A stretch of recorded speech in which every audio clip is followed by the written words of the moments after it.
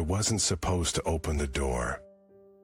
But when you hear a voice that sounds exactly like your dead brother, begging to be let in, what would you do?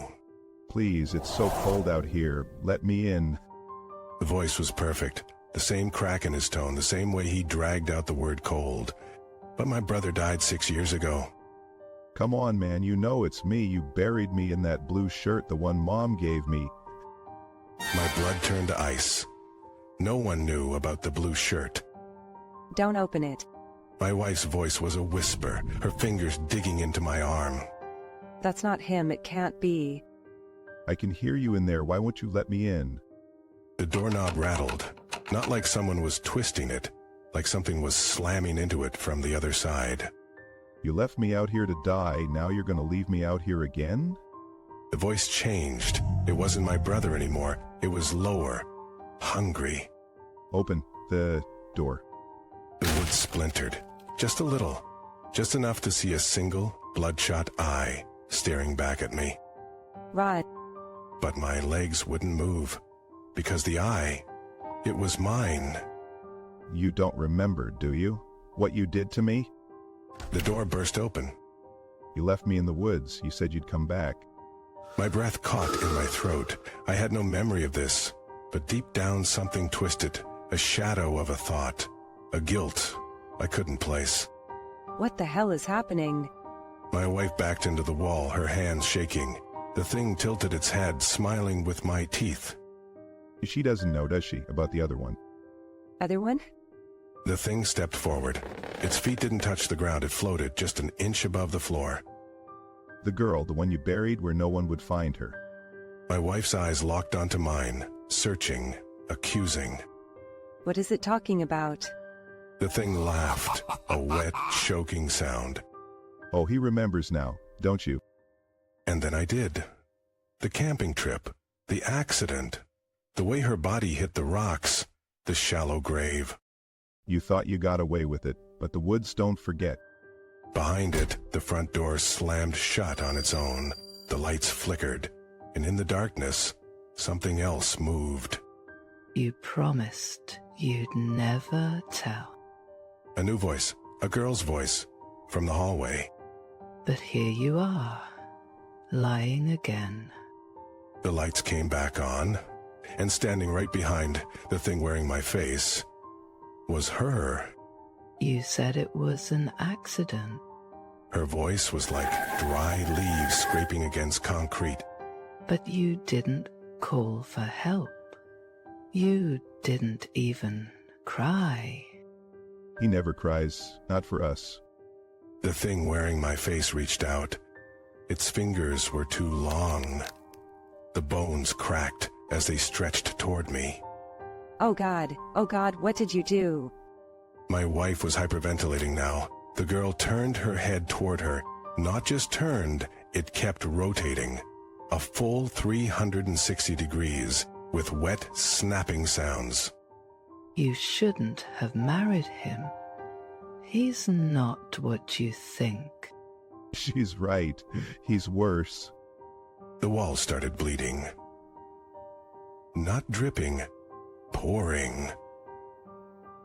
Like someone turned on a faucet behind the drywall. Make it stop. Make it stop. The girl took a step forward. Her foot squelched in the thickening blood. It never stops. Not for me. Not for him. The thing wearing my face grabbed my wrist. Its skin was freezing and burning at the same time. Now you'll stay with us forever like we stayed in the ground. The blood reached our ankles. My wife was sobbing, and then I saw them. Dozens of pale hands breaking through the surface, grasping at our legs. Welcome home. This is where you belong. The last thing I saw was my own face smiling down at me as the dirt closed over us. Not smiling in triumph, smiling in relief. Like it had been waiting so long for this. You should never ever answer a knock at your door at 3 a.m., but I did, and now I'm begging you. Don't make the same mistake.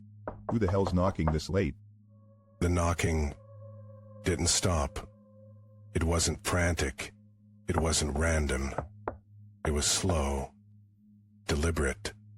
Like whatever was on the other side knew exactly how long to wait between each knock.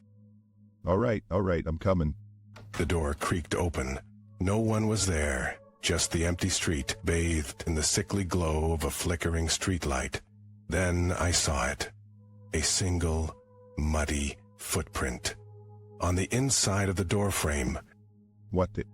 That's when I heard it. Breathing. Right behind me. You shouldn't have opened the door. Who are you? How did you get in here? You invited me in. Her voice was wrong. Too smooth. Too calm. Like she'd practiced those words 1,000 times. I didn't invite anyone. Get out. Too late. You already said yes. The lights flickered. When they came back on, she was closer. Close enough to see her smile. Too wide. Too many teeth.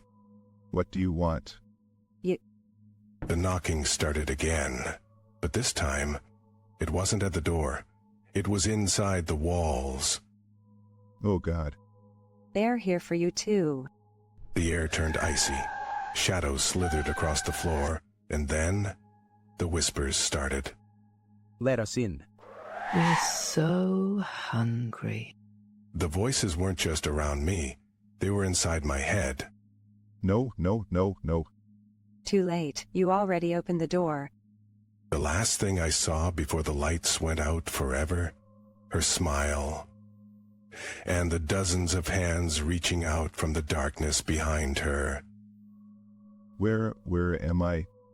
Home. Just not yours. She was standing at the end of the hall, her head tilted like a broken doll's. Behind her, the shadows moved on their own, twisting. What? Let me out, please. But you just got here. A wet, slithering sound echoed from the ceiling. I looked up. Dozens of blackened fingers peeled back the plaster like it was skin. Stay with us. Forever. No. I ran. The hallway stretched longer with every step. Doors flashed by, some open, some locked. Behind one, a child giggled. Behind another, something scratched. You can't run from what's already inside. My reflection in a mirror stopped me cold. It wasn't me. Its mouth was sewn shut. Its eyes, black pits. And then it spoke. You let him in. Now we all have to play. The floor gave way. I fell into a room I'd never seen before. A single light bulb swung overhead, casting jagged shadows. And in the center, a chair with something sitting in it. Sit down. It's almost your turn. My turn for what? To become one of us. The chair creaked as the figure stood. Its limbs bent the wrong way. Its face, if it had one, was just a hole. Knock, knock. My mouth opened to scream, but all that came out was the same slow, deliberate knocking from before. Too late. You're already answering. Now you're one of us. My skin went cold. When I looked down, my hands were blackened, fingers curling like the things in the walls. The last thing I heard, before the dark swallowed me whole. Someone's at the door. Let's see if they answer. And then, silence. The kind that comes after a scream. The kind that means you're not alone anymore.